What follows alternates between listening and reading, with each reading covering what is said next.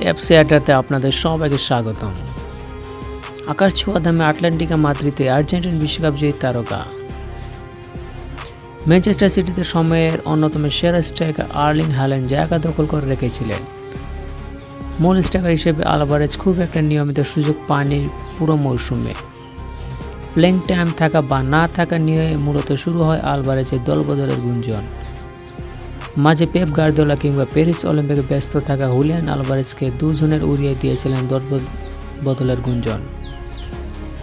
কিন্তু Spanish club Atletico Madrid ছিল শুরু থেকে ইতিবাচক।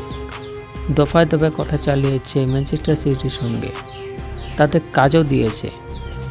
95 মিলিয়ন ইউরোর এক প্যাকেজে শেষ পর্যন্ত আলভারেজকে ঠিকই দলে টেনেছেন তারা, যার মাঝে 75 মিলিয়ন দেওয়া হবে সরাসরি, বাকি 20 মিলিয়ন অ্যাড-অনস হিসেবে থাকছে।